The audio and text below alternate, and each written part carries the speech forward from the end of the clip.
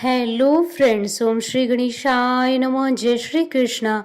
आप सभी का स्वागत है आपके अपनी यूट्यूब चैनल पर। फ्रेंड्स, आज हम आपको इस वीडियो में बताने जा रहे हैं ज्येष्ठ शुक्ल पक्ष की निर्जला एकादशी व्रत का शुभ मुहूर्त, पूजा विधि, महत्व, पूजा के नियम और पौराणिक व्रत कथा और निर्जला एकादशी पर सभी मनोकामनाओं की पूर्ति के लिए किए जाने वाले उपायों के बारे में।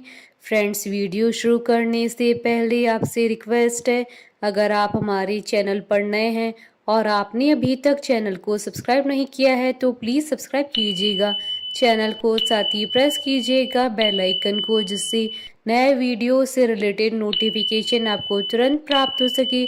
और वीडियो पसंद आने पर वीडियो को लाइक और शेयर जरूर कीजिएगा ताकि सभी भक्तों को इस वीडियो का लाभ प्राप्त हो सके।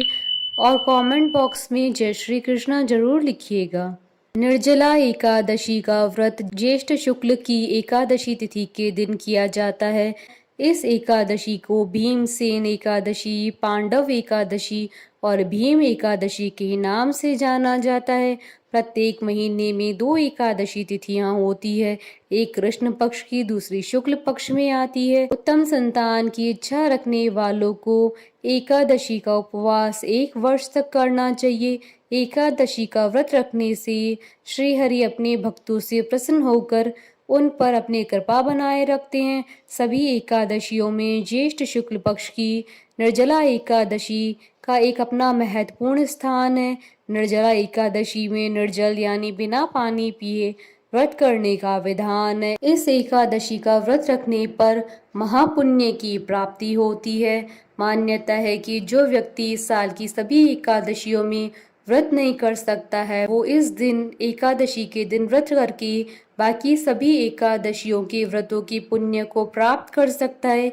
इस दिन व्रती 1 बूंद भी पानी ग्रहण नहीं करता है। फ्रेंड्स, अब आइए जानते हैं निर्जला एकादशी के शुभ मुहूर्त के बारे में। हिंदू पंचांग के अनुसार इस बार निर्जला एकादशी 10 व 11 जून शुक्रवार और शनिवार के दिन है। 10 जून 2022 को निर्जला एकादशी स्मार्त व्रत किया जाएगा और 11 जून 2022 को निर्जला एकादशी वैष्णव व्रत किया जाएगा।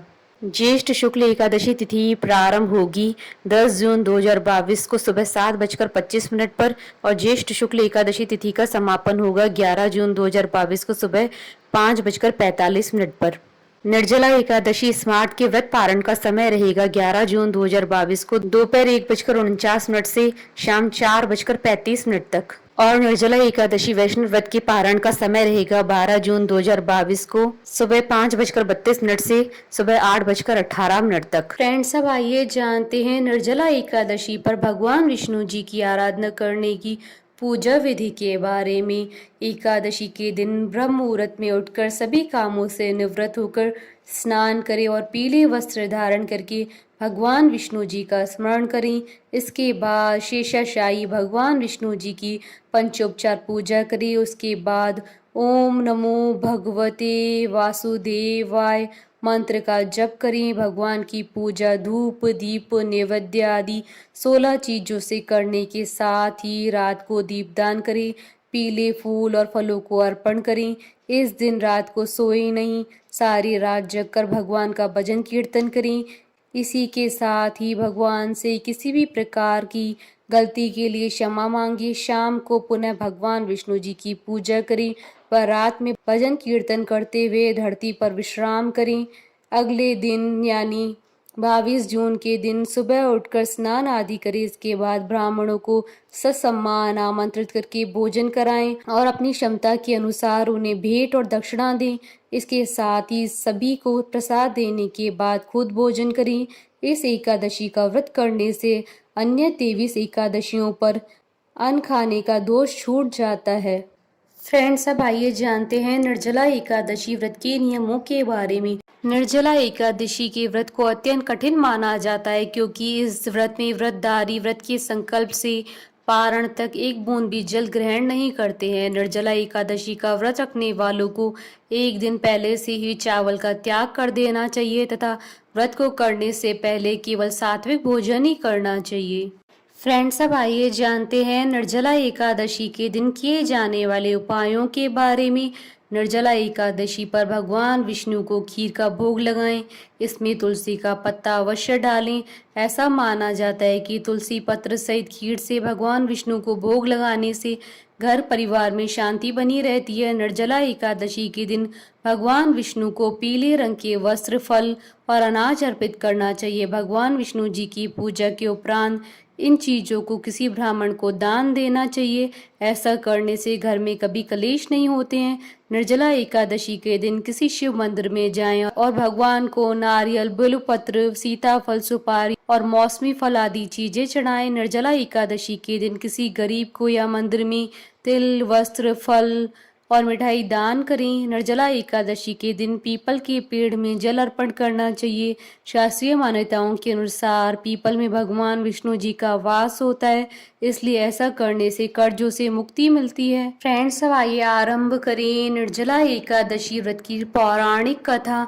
भीमसेन व्यास जी से कहने लगी कि हे पितामह, भ्राता युधिष्ठिर, माता कुंती, द्रौपदी, अर्जुन, नकुल और सहदेव आदि सब एकादशियों का व्रत करने को कहते हैं, परंतु महाराज मैं उनसे कहता हूँ कि भाई, मैं भगवान की शक्ति पूजा आदि तो कर सकता हूँ, दान भी दे सकता हूँ, परंतु भोजन के बिना नहीं रह सकता। इस पर व्यास जी कहने लगे कि हे भीमसेन, यदि तुम नरक को बुरा और स्वर्ग को अच्छा समझते हो तो प्रतिमास की दोनों एकादशियों को अन्न मत खाया करो। भीम कहने लगे कि हे पितामह, मैं तो पहले ही कह चुका हूँ, मैं भूख सहन नहीं कर सकता। यदि वर्ष भर में कोई एक ही व्रत हो तो मैं रख सकता हूँ, क्योंकि मेरे पेट में वक्र नाम वाली अग्नि है, जो मैं भोजन किए बिना नहीं रह सकता। भोजन करने से वह शांत रहती है, इसलिए पूरा उपवास तो क्या, एक समय भी बिना भोजन किए रहना कठिन है। अतः आप मुझे ऐसा कोई व्रत बताइए जो वर्ष भर में केवल एक बार ही करना पड़े और मुझे स्वर्ग की प्राप्ति हो जाए। श्री व्यास जी कहने लगे कि हे पुत्र, बड़े बड़े ऋषियों ने बहुत शास्त्र आदि बनाए, जिनसे बिना धन के थोड़े से परिश्रम से ही स्वर्ग की प्राप्ति हो सकती है। इसी प्रकार शास्त्रों में दोनों पक्षों की एकादशी का व्रत मुक्ति के लिए रखा जाता है। व्यास जी के वचन सुनकर भीमसेन नरक में जाने के नाम से भयभीत हो गए और कांप कर कहने लगे कि अब मैं क्या करूं, मास में 2 व्रत तो मैं कर नहीं सकता, हाँ वर्ष में एक व्रत करने का प्रयत्न अवश्य कर सकता हूँ। अतः वर्ष में एक दिन व्रत करने से यदि मेरी मुक्ति हो जाए तो ऐसा कोई व्रत बताइए। यह सुनकर व्यास जी कहने लगे कि वृषभ और मिथुन की संक्रांति के बीच ज्येष्ठ मास की शुक्ल पक्ष की जो एकादशी आती है उसका नाम निर्जला है। तुम उस एकादशी का व्रत करो। इस एकादशी के व्रत में स्नान और आचमन के सिवा जल वर्जित है। आचमन में 6 माह से अधिक जल नहीं होना चाहिए, अन्यथा वह मद्यपान के सदृश हो जाता है। इस दिन भोजन नहीं करना चाहिए, क्योंकि भोजन करने से व्रत नष्ट हो जाता है। यदि एकादशी को सूर्योदय से लेकर द्वादशी के सूर्योदय तक जल ग्रहण न करें तो उसे सारी एकादशियों का व्रत का फल प्राप्त होता है। द्वादशी को सूर्योदय से पहले उठकर स्नान आदि करके ब्राह्मणों को दान आदि देना चाहिए। इसके पश्चात भूखे और सुपात्र ब्राह्मण को भोजन कराकर फिर आप भोजन कर लेना चाहिए। इसका फल पूरे 1 वर्ष की संपूर्ण एकादशियों के बराबर होता है। व्यास जी कहने लगे कि हे भीमसेन, यह मुझको स्वयं भगवान ने बताया है। इस एकादशी का पुण्य समस्त तीर्थों और दानों से अधिक है। केवल एक दिन मनुष्य निर्जल रहने से पापों से मुक्त हो जाता है। जो मनुष्य निर्जला एकादशी का व्रत करते हैं उनकी मृत्यु के समय यमदूत आकर नहीं घेरते हैं, वरन भगवान के पार्षद उसे पुष्पक विमान में बिठाकर स्वर्ग को ले जाते हैं। अतः संसार में सबसे श्रेष्ठ निर्जला एकादशी का व्रत है, इसलिए यत्न के साथ इस व्रत को करना चाहिए। उस दिन ओम नमो भगवते वासुदेवाय मंत्र का उच्चारण करना चाहिए और गोदान करना चाहिए। इस प्रकार व्यास जी की आज्ञा अनुसार भीमसेन ने इस व्रत को किया, इसलिए इस एकादशी को भीमसेनी या पांडव एकादशी भी कहते हैं। निर्जला व्रत करने से पूर्व भगवान से प्रार्थना करें, हे भगवान, आज मैं निर्जला व्रत करता हूँ, दूसरे दिन भोजन करूंगा। मैं इस व्रत को श्रद्धा पूर्वक करूंगा, अतः आपकी कृपा से मेरे सब पाप नष्ट हो जाएं। इस दिन जल से भरा हुआ एक घड़ा वस्त्र से ढककर स्वर्ण सहित दान करना चाहिए। जो मनुष्य इस व्रत को करते हैं उनको करोड़ों पल सोने के दान का फल मिलता है, और जो इस दिन यज्ञ आदि करते हैं उनका फल तो वर्णन ही नहीं किया जा सकता। इस एकादशी के व्रत से मनुष्य विष्णु लोक को प्राप्त होता है। जो मनुष्य इस दिन अन्न खाते हैं वे चांडाल के समान होते हैं, वे अंत में नरक में जाते हैं। जिसने निर्जला एकादशी का व्रत किया वह चाहे ब्रह्म हत्यारा हो, मद्यपान करता हो, चोरी की हो या गुरु के साथ द्वेष किया हो, मगर इस व्रत के प्रभाव से स्वर्ग को जाता है। हे कुंती पुत्र, जो पुरुष या स्त्री श्रद्धा पूर्वक इस व्रत को करते हैं उन्हें पूर्वोक्त रीति से कहे हुए कर्म करने चाहिए। प्रथम भगवान का पूजन, फिर गोदान, ब्राह्मणों को मिष्ठान व दान दक्षिणा देनी चाहिए तथा जल से भरे कलश का दान अवश्य करना चाहिए। निर्जला एकादशी के दिन अन्न, वस्त्र, उपाहन अर्थात जूती आदि का दान करना चाहिए। जो मनुष्य भक्ति पूर्वक इस कथा को पढ़ते हैं या सुनते हैं या सुनाते हैं उन्हें निश्चय ही स्वर्ग की प्राप्ति होती है। बोलिए भगवान विष्णु जी की जय, सनातन धर्म की जय। हमारे साथ इस वीडियो में अंत तक बने रहने के लिए आपका धन्यवाद। ओम श्री गणेशाय नमः। जय श्री कृष्णा।